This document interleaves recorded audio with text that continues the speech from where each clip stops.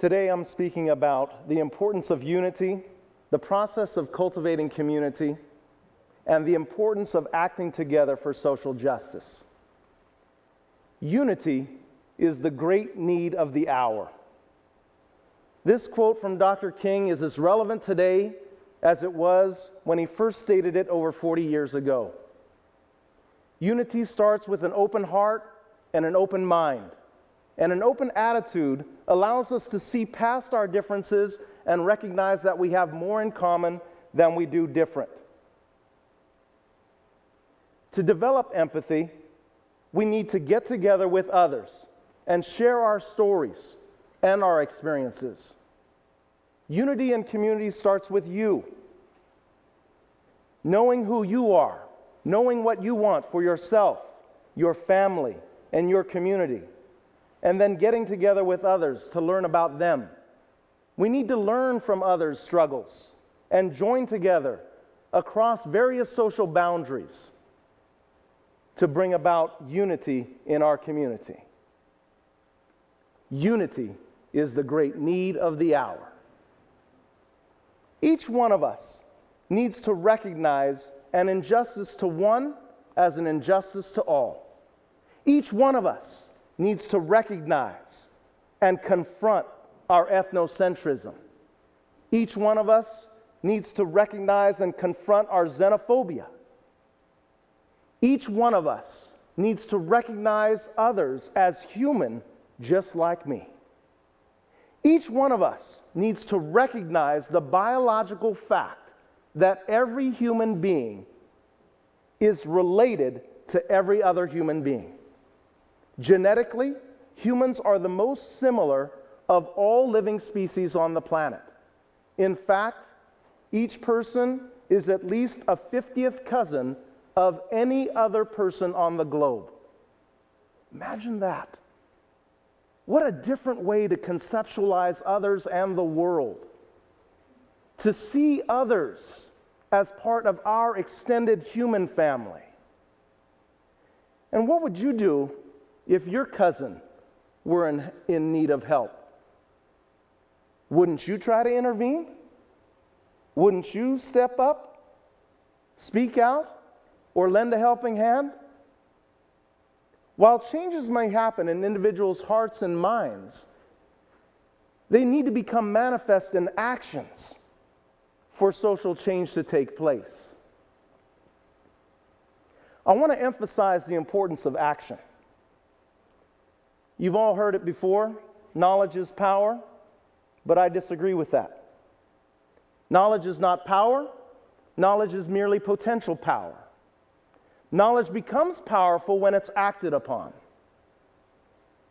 You could have all the knowledge in the world, but if you don't act on it, it's useless. So each of us needs to expand our bubble by taking action. As we have more interpersonal relationships with others who are different from ourselves and take collective action to achieve common goals, we redefine group boundaries to be more inclusive. Dr. King had faith that if we took action together and confronted the issues of our time, we could create an integrated society. Dr. King's ultimate goal of integration involved a genuine interpersonal and intergroup living. Dr. King, in his last book, wrote, "Our loyalties must extend beyond our race, beyond our tribe, beyond our class, beyond our nation. And this means we must develop a world perspective."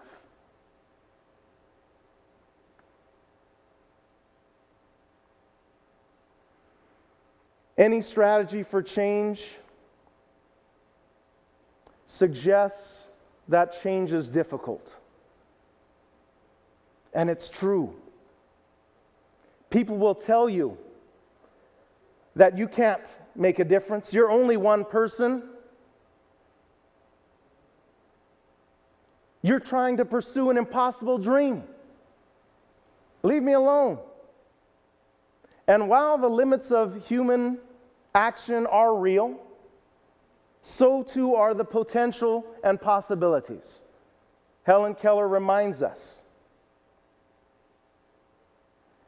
you are only one, but you are still one. Though you cannot do everything, you must not refuse to do the something that you can do. One of the fundamental assumptions of social science is that things need not be necessarily the way they are. Things can be different.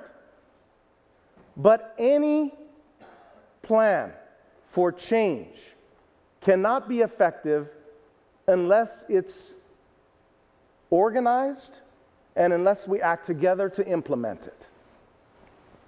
Frederick Douglass told us it's not going to be easy. He said, if there is no struggle, there is no progress.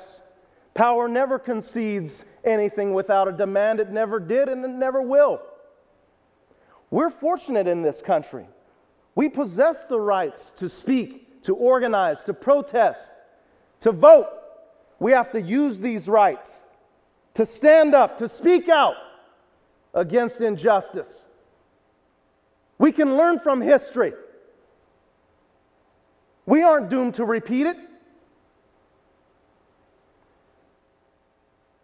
And it's always seemed that social change has been an impossible goal.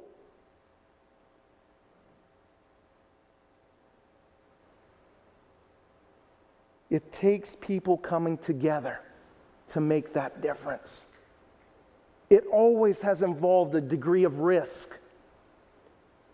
But the hope is that we're building a better future for tomorrow.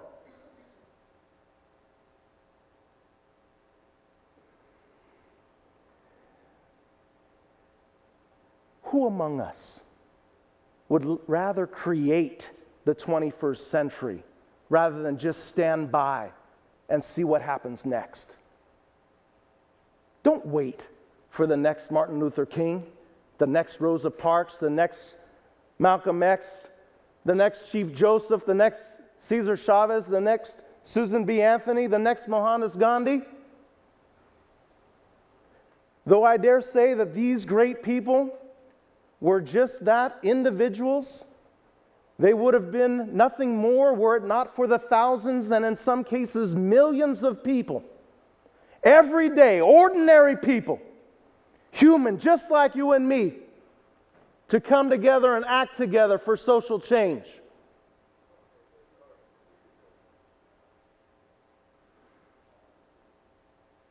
But we must ask that question. What would our world be like today if these people had just sat by and not taken action, waited for someone else to act? Gandhi encourages us to be the change that we want to see in the world.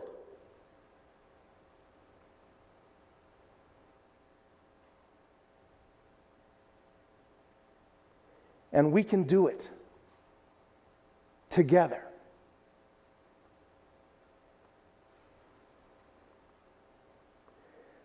The beloved community, a concept coined by the 20th century philosopher, theologian Josiah Royce, popularized by Dr. King, refers to a community of people who are bound by relatedness, respect, justice, and love.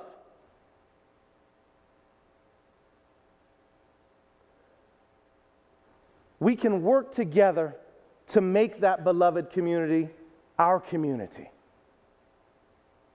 It takes unity in community to create a beloved community. Behind Dr. King's concept of a beloved community was the idea that all human existence is social in nature. We need each other. The solidarity of the human family is a phrase that he frequently used to express that concept. And Dr. King said, a sociology major, it all really boils down to this, that all life is interrelated. We're all caught in an inescapable network of mutuality, tied into a single garment of destiny. Whatever affects one directly affects all indirectly. It takes that commitment. Unity is the great need of the hour. Let us all start by reaching out across ethnic, religious, social class lines to form that community and repair the world. And as the anthropologist Margaret Mead reminded us, never doubt that a small group of thoughtful, committed individuals can change the world. Indeed, it's the only thing that ever has.